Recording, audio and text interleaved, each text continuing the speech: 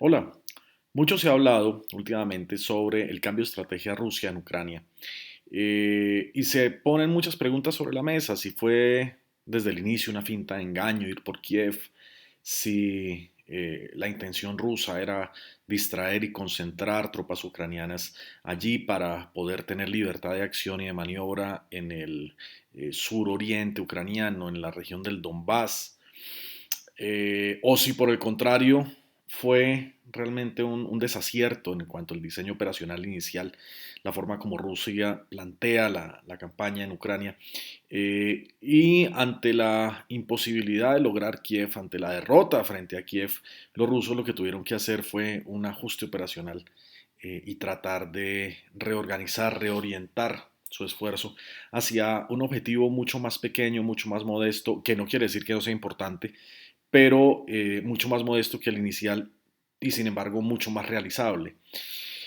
Por lo tanto, el objetivo de este video es tratar de ahondar en esa discusión de si fue o no fue algo planeado, y qué implicaciones va a tener justamente y cómo se está desarrollando la batalla en este momento con ese cambio de enfoque ruso. Para ello vamos a trabajar 5 elementos básicos. En primer lugar, algo que he titulado De Kiev al suroriente de Ucrania, un poco para ver sobre el mapa en qué ha consistido ese cambio de estrategia. En segundo lugar, tratar de respondernos si fue una finta de engaño o más bien fue, como lo planteaba, la imposibilidad de lograr objetivos operacionales iniciales, sobre todo en el norte de Ucrania, en la región de Kiev. En tercer lugar, vamos a ver en qué ha consistido esa reorientación operacional y hacia dónde le apuntan las fuerzas rusas. En cuarto lugar, cuál ha sido el impacto tanto estratégico como operacional de esa reorientación del esfuerzo. Y en quinto lugar, algunos comentarios finales que nos permiten tener una idea general de hacia dónde puede moverse esa guerra entre Rusia y Ucrania. Sin más demora, empecemos entonces con el primero de los elementos y es ese análisis de Kiev al sur oriente de Ucrania. Y para ello, empecemos con la comparación primero de estos dos mapas que ya hemos discutido en otros dos videos, en otros videos iniciales, donde en este primer mapa, el mapa a la izquierda, vamos a ver el momento cero, la semana cero, el momento en el cual inicia lo que diría Putin esa operación militar especial o lo que en Occidente llamaríamos esa invasión, esa guerra rusa contra Ucrania. Y vale recordar que esta operación inicia con 4 ejes de avance, uno en dirección a Kiev desde Bielorrusia y desde la frontera suroccidental de Rusia, que comprometió de hecho parte de las fuerzas del Distrito Militar Occidental de Rusia. Otro eje en dirección a Kharkov, que era la segunda ciudad en importancia de Ucrania. Un tercer eje que ya de hecho arrancó con cierta ventaja porque arrancó con milicianos en el terreno, con una especie de cabeza de puente ya establecida en la región del Donbass, en Donetsk y en Lugansk. Pero también un cuarto eje proveniente desde el sur, desde Crimea. Este fue el despliegue inicial. Ahora bien, al momento más álgido de la batalla, ¿cuál era la situación? Teníamos entonces este segundo mapa del marzo 17 de este año. Las fuerzas rusas del eje de esfuerzo principal en dirección a Kiev, básicamente empantanadas, y empantanadas cuando menos por dos o tres razones. La primera, porque sus mandos fueron seriamente golpeados. Buena parte de las bajas de los generales que ocurrieron o que han ocurrido hasta el momento, de cierta manera, ocurrieron en este eje. En segundo lugar, porque los ucranianos supieron direccionar la avanzada rusa en dirección a Kiev a determinadas carreteras o a determinados corredores previamente preparados por los ucranianos y lo supieron direccionar a través de actos de sabotaje, sobre todo donde esa avanzada rusa se iba a diluir en un embotellamiento de tráfico gigantesco, totalmente expuestas a emboscadas por parte de las fuerzas ucranianas, pero también por la imposibilidad rusa de tomar el aeropuerto de Hostomel. ¿Sí? El aeropuerto de Hostomel es un aeropuerto un poquito al norte de Kiev, que los rusos la lucharon a sangre y fuego para tomarse este aeropuerto, que era vital para fortalecer este eje de avance y sobre todo resolver problemas logísticos apremiantes que vimos en otro video y que los rusos tuvieron en esta parte inicial de la campaña. Entonces, ante esa imposibilidad, por estos factores que acabé de mencionar, esta imposibilidad de tomar Kiev, fue que el segundo eje de avance, el eje de avance que venía en dirección a Kharkov, tiene que abrirse en una especie de abanico. Una primera parte, un primer componente que estaba concentrado en rodear Chernígov, muy en la estrategia rusa de hacer cercos, tuvo que avanzar, abriéndose camino, abriéndose paso entre Chernígov y Sumi, tuvo que avanzar para intentar conectarse con el eje de avance que iba en dirección a Kiev. Es esta saliente que estamos viendo en el mapa. El segundo componente de este eje de avance choca de frente contra Kharkov. Los defensores ucranianos de Kharkov establecen una defensa de base lineal. Logran contener a las fuerzas rusas allí. Realmente no logran cercar a Kharkov, pero la presión sobre Kharkov fue y ha sido todavía muy fuerte por parte de los rusos. Y un tercer componente de este segundo eje de avance empieza a ir en dirección al sur para auxiliar el otro eje que estaba también empantanado, que en este caso era el eje del Donbass, que no mostraba ningún tipo de avance, casi a un mes, a la tercera semana del inicio de las operaciones militares rusas acá, no mostraban ningún tipo de avance, luchaban ferozmente por abrirse paso en algunas carreteras, pero no tenían un avance significativo. Por su parte, el eje avance que iba desde el sur, desde Crimea, se abre en un abanico, lo hace exitosamente. Hay que recordar que este eje avance sur contaba o reunía buena parte de las tropas rusas de mayor experiencia, las que habían luchado, por ejemplo, en la campaña en Siria, con mandos también bastante experimentados. Y sobre todo, aquí vale la pena mencionarlo, con un abastecimiento logístico asegurado, porque recuerden ustedes que cuando Rusia en el 2014 anexa Crimea, inmediatamente la conecta con Rusia continental a través de un puente que de cierta manera encerraba el mar de Azov y limitaba también las operaciones o la proyección de poder naval por parte de Ucrania. Sí, quedaron encerrados por un puente. Este puente permitía el abastecimiento logístico de este eje de avance sur, lo permitía por tierra. De cierta manera, entonces, eso también explica por qué este eje, junto con la experiencia, tuvo un mejor desempeño en el campo de combate. Este eje se abre en un abanico, perdón, le apunta por un lado a Mykolaiv, le apunta por otro lado a Gerson, le apunta por otro lado a Zaporizhia y le apunta por otro lado a Mariupol. Ese es el gran abanico que hace este eje de avance. De hecho, quien llega a Mariupol no es el eje de avance del Donbass, teniéndola relativamente cerca, sino es este eje de avance que viene desde Crimea. Ahora bien, este es el momento más álgido de la batalla, antes que los rusos decidieran hacer este cambio de enfoque que ya han venido desarrollando mucho más en detalle en el Donbass en los recientes días. ¿Cómo es esta comparación entre este momento álgido y lo que hay hoy? Para que veamos qué éxitos o qué limitaciones han tenido los rusos. Esta es la situación a hoy, 26 de abril. Totalmente despejado la región de Kiev, tanto que incluso los gobiernos occidentales, sobre todo los de las potencias occidentales, han reabierto sus embajadas en Kiev. La situación alrededor de Chernígov totalmente despejada, la situación alrededor de Sumi totalmente despejada, y básicamente nos vamos a encontrar entonces con una especie de arco, una especie de media luna que concentra ahora las fuerzas rusas. Que concentra ahora las fuerzas rusas.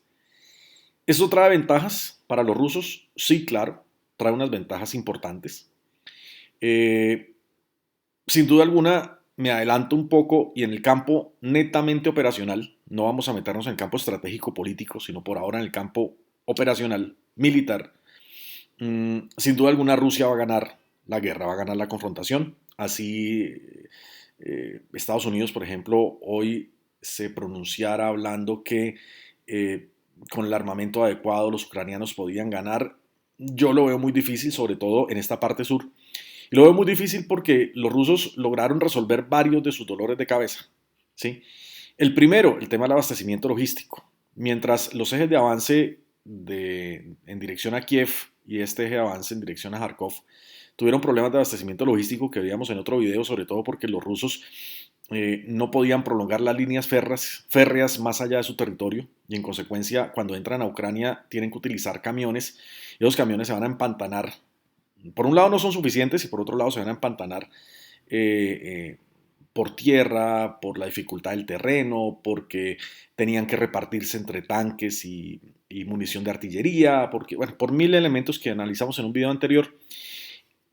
En esta situación ya del sur, oriente de Ucrania, solamente el Donbass y el norte de Crimea, los rusos logran resolver ese problema logístico porque ahora van a poder alimentar, van a poder abastecer estas fuerzas rusas directamente desde la frontera a través de su sistema de vías férreas sin mayor dificultad y sin mayor distracción.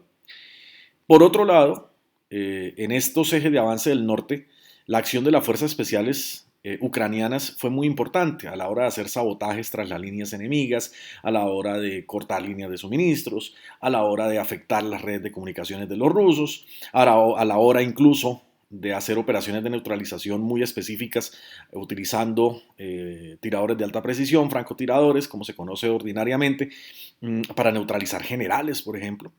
Mientras que acá es mucho más difícil desplegar esas agrupaciones de fuerzas especiales ucranianas. Ya les va a resultar mucho más complicado operar tras las líneas enemigas, ya les va a resultar mucho más complicado hacer actos de sabotaje, hacer todos estos elementos de guerra especial que mencioné hace un momento y que sí podían hacer en los ejes anteriores y que de hecho les representó un dolor de cabeza fuertísimo a los rusos en dirección a Kiev. Aquí ya no van a poder emplear las fuerzas especiales. Por otro lado, eh, esta región va a poder tener una mayor cobertura aérea por parte de los rusos. ¿Sí? Va a poder tener una mayor cobertura aérea. Sobre todo porque las bases aéreas rusas, por un lado, están mucho más cerca de esta región y por otro lado, ya la aviación rusa no tiene que exponerse entrando en cielo ucraniano, en espacio aéreo ucraniano, bien adentro del espacio aéreo ucraniano, exponiéndose a armamento antiaéreo, a misiles tierra-aire, sino que ahora van a sobrevolar territorio eh, controlado, asegurado desde la tierra, inicialmente por los rusos. Aquí funcionó la cosa un poco al revés, ¿no? Normalmente el poder aéreo sirve para controlar la tierra. Aquí fue al revés, primero se controló la tierra para poder desplegar el poder aéreo con tranquilidad. Entonces, como se dan cuenta, hay muchas cosas que resuelve los rusos direccionando su esfuerzo hacia esta región. Ahora, también hay que decirlo que el avance tampoco es que sea mucho. Si comparamos los dos mapas, tan solo se logra cerrar esta brecha, ¿sí? Pero básicamente, en términos generales, el mapa se mantuvo al sur como estaba al 17 de marzo, ¿sí? Con algunas excepciones, sobre todo el área alrededor de Gerson, obviamente el espacio alrededor de Mariupol, ¿sí? Pero en términos generales, si quitamos esta brecha y esta brecha, estas tres brechas, en términos generales, el mapa no es que no se haya movido tampoco mucho. Ahora bien, con esto en mente, como les decía, vamos a una segunda etapa y la etapa es respondernos a la pregunta si fue o no fue una finta de engaño entonces esa primera parte de la operación rusa en Ucrania. Si estaba fríamente calculado entrar a Kiev entrar a Kiev no porque nunca entraron, sino dirigir un eje en dirección a Kiev para después tener que reorganizarlo y concentrar los esfuerzos hacia el sur. O más bien fue imposibilidad, se evidenció la imposibilidad rusa para lograr esos objetivos operacionales iniciales. ¿Qué creo yo? Tengo elementos, o más bien, no tengo elementos para afirmar que fue una finta de engaño. Al contrario, la evidencia sugiere que los rusos se equivocaron cuando iniciaron esta operación eh, y se equivocaron horriblemente, se equivocaron profundamente a la hora sobre todo de empeñarse con Kiev. ¿Sí? ¿En qué me baso para decir esto? Que fue realmente un error y no fue una finta de engaño. En primer lugar está el objetivo estratégico. ¿Sí? El objetivo estratégico ruso, el gran objetivo estratégico ruso, el más grande, no era necesariamente controlar el sur de Ucrania solamente. ¿Sí? Si bien es cierto que controlar el sur de Ucrania hace parte de uno de sus objetivos estratégicos intermedios, el gran objetivo estratégico ruso era controlar todo el espacio ucraniano. Todo. No el sur de Rusia, no el sur de Ucrania solamente. Todo el espacio ucraniano. ¿Por qué razón? Porque controlando Ucrania se lograba ampliar el suministro de gas de Rusia a Europa, utilizando la totalidad del territorio ucraniano como una gran avenida de transporte de gas en dirección a Europa. Más aún, esto era importante toda vez el bloqueo europeo al proyecto Nord Stream 2 y las posibles trabas que le pueda poner Turquía al proyecto del South Stream, que serían los otros proyectos que complementarían las dos vías existentes de gas ruso hacia Europa, que es el Nord Stream 1 y el gasoducto Yamal. Entonces, para Rusia realmente era importante controlar la totalidad del territorio ucraniano. Ahora, esa totalidad la hubieran controlado de qué forma? O bien militarmente, o bien poniendo un gobierno prorruso en Kiev. Entonces, ese objetivo estratégico grande inmediatamente anula la posibilidad que los rusos no querían Kiev y que realmente lo que querían era distraer a las tropas ucranianas, hacer una especie de finta de engaño para poderse después concentrar al sur. No, no, definitivamente no. El sur sí tiene una importancia y es grande, la importancia que tiene para Rusia, como la vamos a ver ahorita, pero no se compara con esa gran importancia, con ese gran valor que los rusos hubieran logrado tomando Kiev. Entonces, había un objetivo estratégico fundamental en Kiev, en ese esfuerzo por llegar a la capital, por deponer el gobierno ucraniano. Es más, incluso controlando Kiev y cambiando el gobierno, los rusos, sin disparar un cartucho, de todas maneras, hubieran podido consolidar el sur de Ucrania. Imagínense ustedes un presidente prorruso en Kiev negociando con Rusia el fin de las hostilidades. Perfectamente este gobierno prorruso le hubiera dicho a Rusia, sabe que le entrego el sur de Ucrania. Entonces, hubiera podido lograr ese control litoral que tanto se menciona ahorita, indirectamente, solamente con el control de Kiev. Entonces, aquí es donde los rusos pensaban en Kiev como ese centro de gravedad, aquí es donde los rusos pensaban en Kiev como ese objetivo estratégico. Por lo tanto, no lograrlo lo que evidenció fue un error en el diseño operacional que hicieron los rusos. Un craso error, un craso error. Ahora, ante no lograr ese objetivo, pues, ¿qué hicieron los rusos? Pues tratar de buscar algo mucho más modesto, sin que esto quiere decir que no fuera importante. No, el sur de Ucrania es importante para Rusia, fundamentalmente importante, pero mucho más modesto que el primer objetivo estratégico. Buscar algo más modesto, pero sobre todo que le permitiera a Rusia mayor organización, mucho más robusto, que le permitiera resolver esos problemas que tuvieron en la primera etapa de la operación y que fuera algo más realizable, algo realmente realizable, algo realmente al alcance de las fuerzas militares rusas. Por otro lado, en Kiev se evidenció realmente un esfuerzo operacional grande. O sea, cuando usted sacrifica en el campo de combate varios generales, o sea, por más ruso que sea, que esté acostumbrado, entre comillas, a sacrificar su tropa, cuando usted pierde varios generales, eso no es un simple sacrificio, o sea, es que se compara con la Segunda Guerra Mundial y en ninguna semana de la Segunda Guerra Mundial los rusos perdieron 7 generales. En ningún mes, perdón, de operaciones, los rusos perdieron 7 generales y un almirante en secuencia. Entonces, sí, una cosa es que los rusos a veces malgasten el recurso humano, pero otra cosa es ese nivel, o sea, no, no, no, definitivamente no. Por lo tanto, el segundo elemento que también a veces se puede mencionar, que es que los rusos fueron por Kiev para meter a Ucrania, las fuerzas ucranianas, en un ejercicio de desgaste. Parece que los desgastados fueron los rusos más bien. O sea, los ucranianos, obvio, están al límite, yo creo, de su capacidad operacional, o lo superaron ese límite hace rato, pero el nivel de desgaste de las tropas rusas también fue gigantesco. O sea, estamos hablando de cuando menos, el 20 o el 30% de la fuerza operativa del Distrito Militar Sur, que es el otro gran distrito militar ruso que se empeñó en esta operación, cuando menos ese porcentaje neutralizado. Y aquí no podemos caer en un error.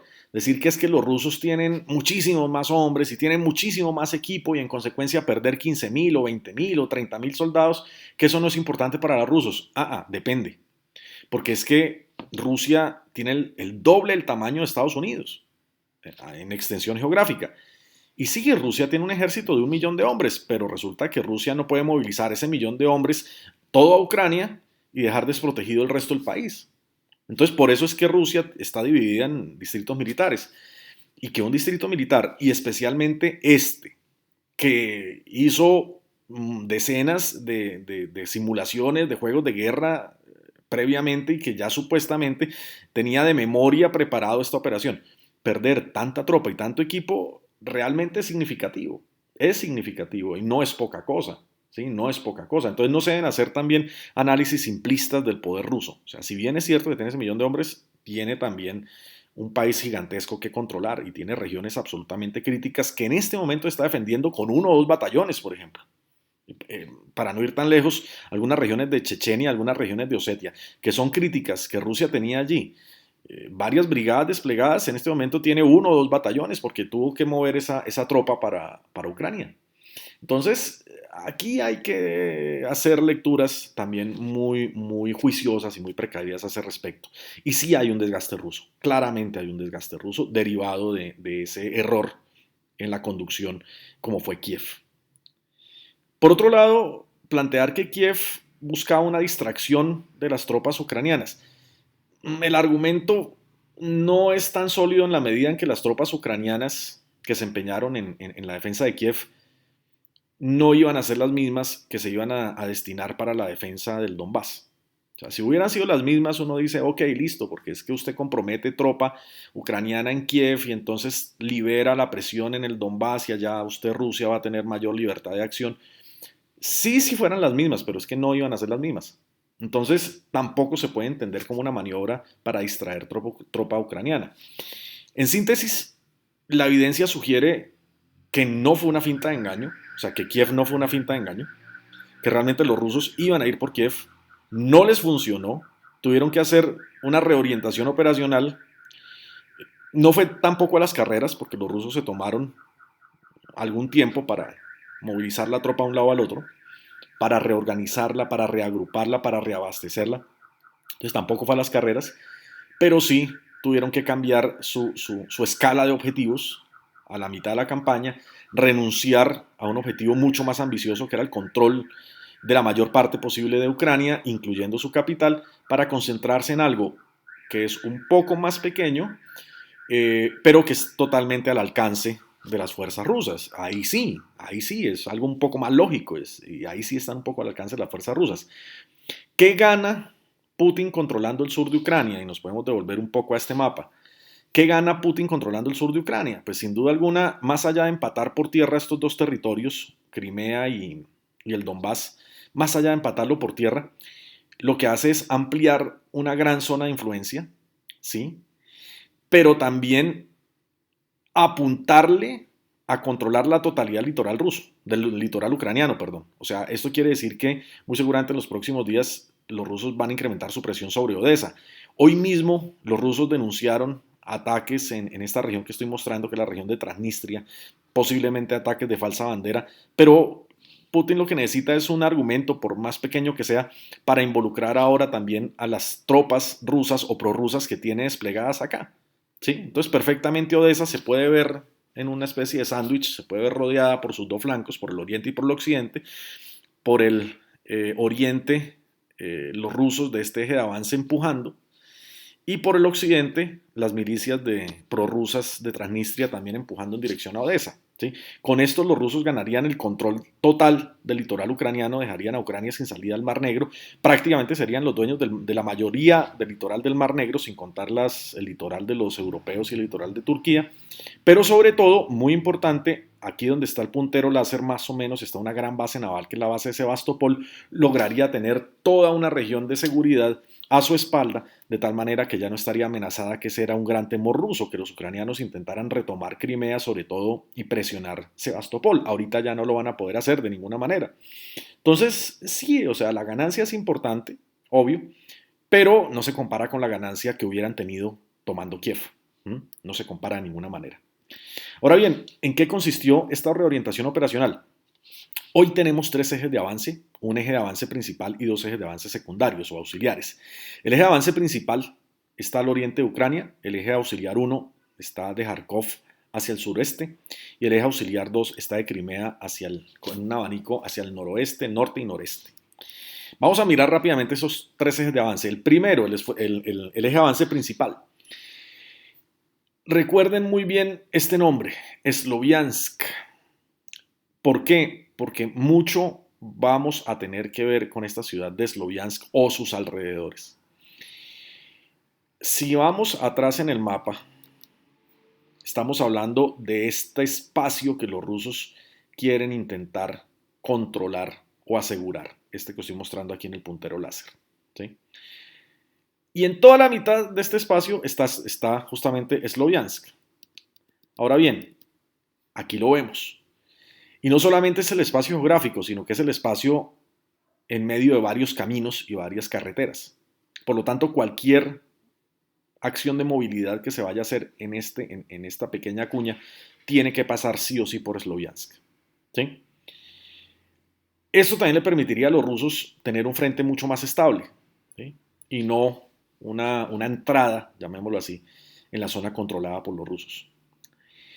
Hay varias salientes, está la saliente de Limán y está la saliente de Popasna, y ambas salientes rusas están empujando en dirección a Sloviansk, intentando abrirse campo, abrirse camino, luchando para llegar a Sloviansk. Desde Rubizne también hay una saliente rusa que no han consolidado todavía, que está en disputa, están peleando con los ucranianos por este control, pero posiblemente esta saliente, una vez se controle, se asegure, también vaya a empujar en dirección a Sloviansk. Estos son los tres sitios a hoy de mayores combates por parte de esta porción oriental, de este eje de avance oriental de Ucrania. Esta de acá todavía no la voy a mencionar porque eso hace parte del primer eje de avance auxiliar, que es el eje de avance que va para Kharkov, que aquí sí está haciendo distracción de tropas ucranianas, las está amarrando a Kharkov para que no tengan libertad de acción y no vayan al oriente de Ucrania. Ahí sí se puede mencionar esa teoría. Pero sobre todo, este eje Kharkov avanzó hacia una ciudad que queda aquí, donde estamos marcando con el puntero, que se llama Izium. Y esa saliente de Izium hoy tiene básicamente tres posibilidades. O bueno, este eje de avance auxiliar tiene tres posibilidades. El primero, reforzar el Donbass, o sea, Donetsk y Lugansk. Dos, tratar de llegar directamente a Izium. Entre otras cosas, esta línea que estoy mostrando acá está respaldada por un gran convoy que en este momento va en dirección hacia allá. Convoy que ha resuelto el problema logístico perfectamente. Pero también desde la saliente de Izium apoyar el avance de este convoy, de estas fuerzas que avanzarían derivadas de este convoy, y concentrarse o encontrarse justamente en Sloviansk. Así se cerraría esta brecha y tendrían los rusos una línea de frente mucho más estable. Ahora bien, el segundo eje de avance es el eje de avance de las tropas que vienen desde Crimea, en un gran abanico. Estas tropas, por un lado, ponen presión en Gerson, por otro lado, ponen presión en una cabeza de puente que tienen al otro lado del río Dnieper, ¿sí? Recuerden que Ucrania se parte en dos por un gran río, y las únicas tropas rusas que han logrado pasar el río son las fuerzas que vienen desde el sur, que estamos mostrando en este momento con el puntero láser. Estas fuerzas están al otro lado del río. Es una cabeza de puente importantísima en términos operacionales para los rusos. Estas tropas también marchan en dirección a Zaporizhia. En el pasado, cuando empieza la operación, a través de una operación de asalto aéreo, lograron tener temporalmente el control de Zaporizhia y una gran central nuclear que hay allí, que es fundamental para el suministro de luz de Ucrania. La perdieron en el transcurso de la batalla. Están intentando retomarla, pero ya no con una operación de asalto aéreo, sino con control territorial de unidades convencionales, de unidades de tierra. Seguramente, si llegan a Zaporizhia, seguramente para intentar cercarla. Pero también estas tropas fueron las que marcharon en dirección a Mariupol, las que aseguraron el entorno a Mariupol, y las que van en marcha también para tratar de nuevo de cerrar esta brecha que les mencionaba hace un momento. ¿Qué puede pasar con esta brecha? Pueden pasar dos cosas. Uno, que los rusos frenen allí, paren allí y digan: el territorio consolidado lo limito a esta región. O dos, que una vez cerrada esta brecha, los rusos apunten hacia Dnipro, que era uno de los objetivos iniciales. ¿Sí? ¿Por qué razón? Porque Dnipro controla prácticamente, más los puentes que han controlado al sur, controlarían ya los rusos cuando menos la mitad de los puentes sobre el río Níper y tendrían la posibilidad incluso de presionar al otro lado del río. Pero pueden ser los dos caminos. ¿A cuál le doy más posibilidad? Al primero, que los rusos solamente controlen este pedazo y digan eso es lo que por ahora yo quiero y tenía en mis planes operacionales. Ahora, las tropas que van en dirección a Gerson tienen dos posibilidades de despliegue, de Mykolaiv hacia el occidente o de Mykolaiv hacia el suroccidente y que fueran en dirección a Odessa. Estas que marcharían en dirección al occidente se empatarían con las milicias rusas de Transnistria, que seguramente también empujarían desde el otro lado. Y estas tropas, que posiblemente se desplegaran en dirección a Odessa, también confluirían con milicias desde Transnistria y el objetivo sería acabar de asegurar para Rusia el litoral ucraniano. Entonces, como lo vemos, este es de nuevo el mapa del momento más importante de la batalla en su primera fase y este es el mapa actual. Como lo vemos, los rusos hoy sí muestran un ejercicio mucho más organizado, mucho más lógico, mucho más consecuente y donde sí pueden desplegar y aprovechar al máximo su poderío militar, su poder militar. Ahora bien, ¿qué impacto tuvo esta reorientación? Vamos a mirarlo primero en el nivel estratégico. Como ya lo hemos mencionado, en primer lugar la posibilidad de unir por tierra Crimea, el Donbass y el resto del oriente de Ucrania, incluso con la posibilidad de ampliarse hasta Odessa y poder, y aquí lo voy a marcar con el puntero, poder controlar todo el sur de Ucrania y poder controlar todo el litoral ucraniano sobre el Mar Negro. ¿Sí? Eso sería una ventaja estratégica de esta reorientación. Ahora bien, como les decía, también le daría un aseguramiento estratégico a la base de Sebastopol.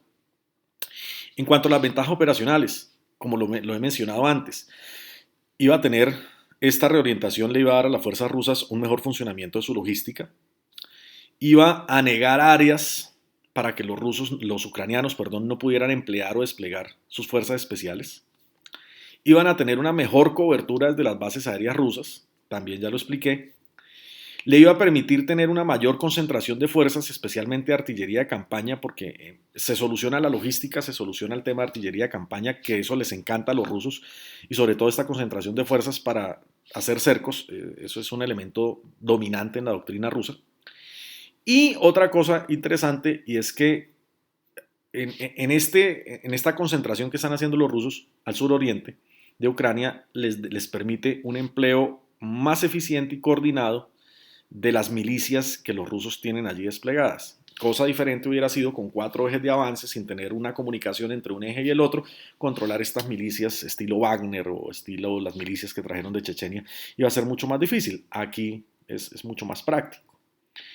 Ahora bien, si hacemos un balance general para hacer el cierre de este video, valdría la pena entonces preguntarnos cómo afecta esta reorientación a los objetivos estratégicos rusos y volvemos a la discusión si fue o no fue una finta de engaño. Sin duda alguna, ir por Kiev o haber controlado Kiev estaba mucho más de la mano con esos grandes objetivos estratégicos rusos iniciales que, como les digo, iban más allá de Ucrania. Iba más allá de Ucrania. Pensar en Ucrania era algo muy limitado. Solamente pensar en Ucrania era algo muy limitado. Cuando Rusia inicia esta invasión, estaba pensando mucho más allá de Ucrania. ¿Sí? Ahora, en vista que no lo puede hacer, que fracasó en su intento, que ese diseño operacional inicial fue un fiasco, pues ¿qué hace Rusia? Le baja un poquito el tono a sus aspiraciones, va por algo que, insisto, no es poca cosa, o sea, controlar el sur de Ucrania, el litoral ucraniano, el Mar Negro, no es que sea poca cosa, le da una gran ventaja a Rusia, pero insisto, lo que quiero decir es que Kiev le hubiera dado una ventaja mayor. ¿Sí? Entonces, no es una finta de engaño, de ninguna manera, de ninguna manera. Ahora, que a la larga esta reorientación favorezca a Rusia, posiblemente sí, porque le va a permitir avanzar con pasos más seguros y le va a permitir, ahora sí, de una manera más lógica y más sensata, apuntarle a otro objetivo estratégico, que era mostrarle los dientes a la OTAN. Si le iba a mostrar los dientes a la OTAN con ese despliegue inicial, fracasó.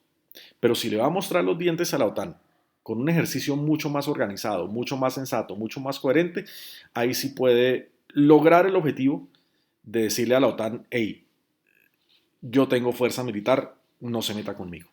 ¿Sí? Yo tengo un gran poder militar, no se meta conmigo. Ahí sí, ahí sí. Conclusión. Eh, Hablando con varios colegas, hemos apuntado a mayo como el mes decisivo. ¿Y por qué? Porque Putin necesita finalmente en mayo, que coinciden varias fiestas nacionales rusas, necesita mostrar una victoria. ¿Qué depende o qué hace depender la fecha? Si es a inicios, a mitad o a finales de mayo. Depende de una gran decisión, si los rusos quieren ir por Odessa o no. Si no van por Odessa, seguramente se van a concentrar eh, en esa porción oriental del país. Posiblemente estemos hablando ya de la etapa final de esta operación. Si quiere ir por Odessa, seguramente se va a alargar el tema. Ahora, que se alargue no quiere decir que los rusos consoliden. Muy seguramente la consolidación real del territorio vaya a tardar meses o incluso años. Muchísimas gracias, muchísimas gracias. Y nada, una invitación a hacerle seguimiento justamente a esta situación tan alarmante y preocupante por un lado, pero por otro lado también muy interesante porque nos permiten todo este tipo de análisis. Muchísimas gracias.